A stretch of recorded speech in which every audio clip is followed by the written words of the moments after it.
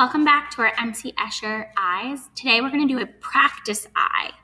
So I have made photocopies all of the eye for you.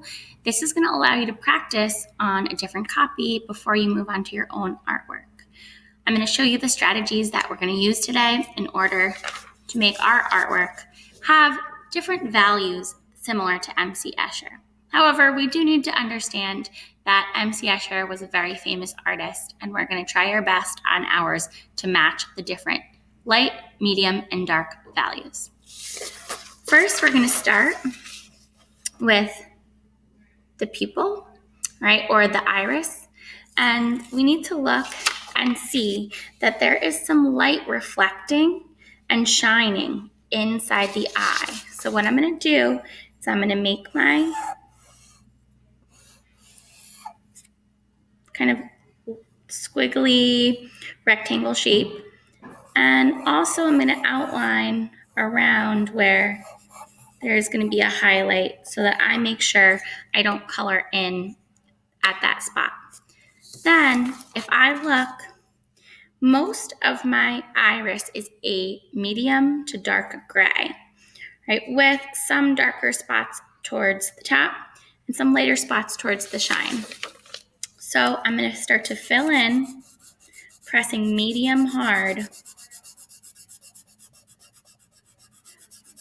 with my pencil. When I get to my highlight area with that really light value, I'm going to stop. I don't want to go inside those lines. I drew them for a reason, to remind myself that when I get to that spot, I'm going to stop. I also know it's darker right underneath the eyelid, so I'm going to press a little bit harder underneath there.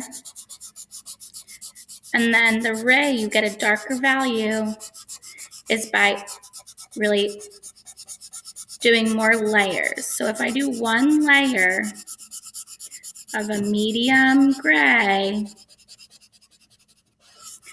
all over the rest of my eye, I'm going to do a second layer to make it a little darker right up at the top. Again, when I get to my highlight, I'm going to go around it. I don't want to color that in.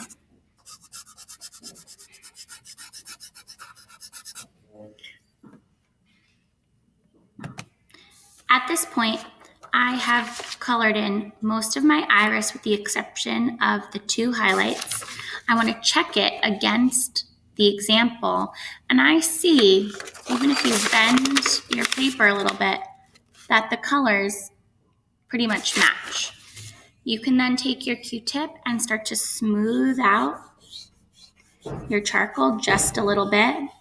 Now, again, you want to use your Q-tip carefully. If you just wipe your Q-tip really quickly over this whole thing, it's all going to become one gray, and we really don't want that. We just want to smooth out any of those extra pencil marks that you see.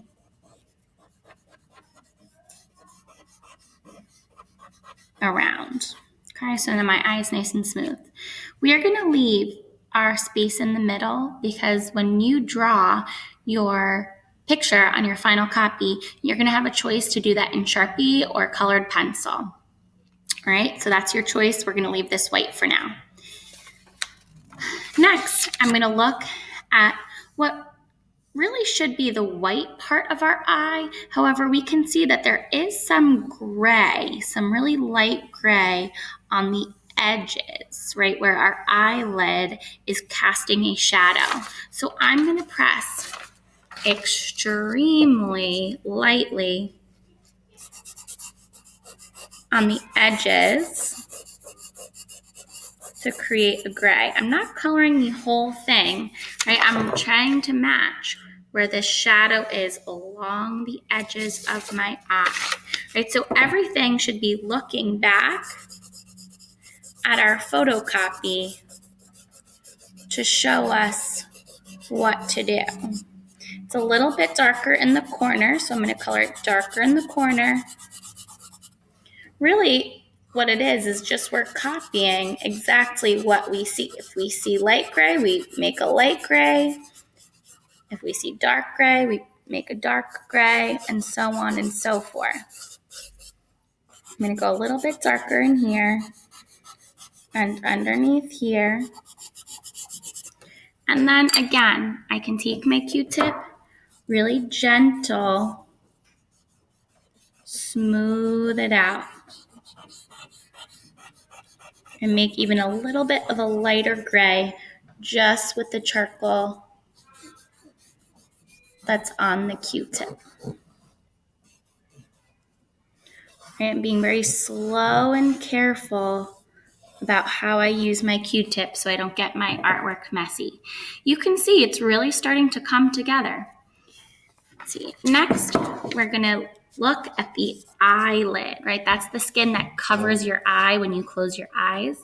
We can see there's a light stripe coming from our cornea, right up, but this is mostly dark to medium gray to light. So we're gonna do our transition very similar to our value scale.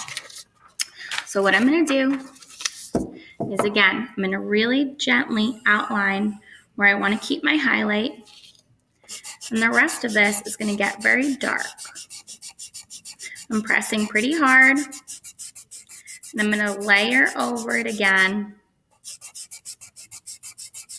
I'm gonna bring that all the way across. Towards the middle, it starts to get a little bit lighter, so I'm gonna do a medium gray. Pressing a little bit lighter with my pencil, my charcoal. And finally, at the very edge, it gets very light, except for in the crease. So I'm only going to add my charcoal to the top part of my eye.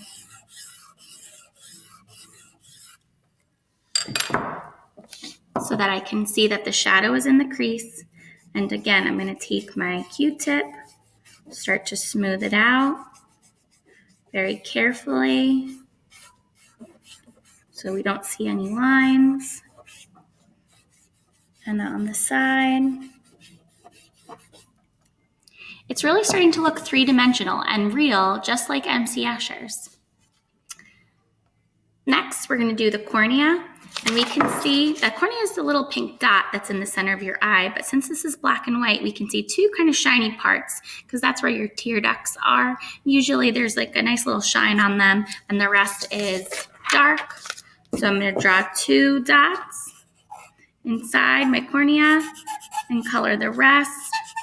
If your color pencil is making that sound, try to hold it kind of to the side and not straight up and down. Even I can sometimes suffer from the squeak. Okay. Last but not least, we're gonna do the areas around our eye. So really like the skin. Over here in my top corner, I can see it's a medium gray. So I'm gonna make it more of a medium gray, making sure that I'm coloring in the same direction so that I don't get really any streaks from my charcoal. I'm gonna go a little bit darker, coloring in the same direction so that I make sure I don't get any streaks. I can see that there is a little bit of a darker area here, so I'm coloring a little bit darker. In my other corner, it is a very light gray. So again, I'm gonna color really, really lightly with my pencil. I'm not even gonna color it in all the way because I will use my Q-tip to smooth it out later. There is a shadow underneath the lashes, the bottom lashes. So we're gonna color that kind of a medium dark gray.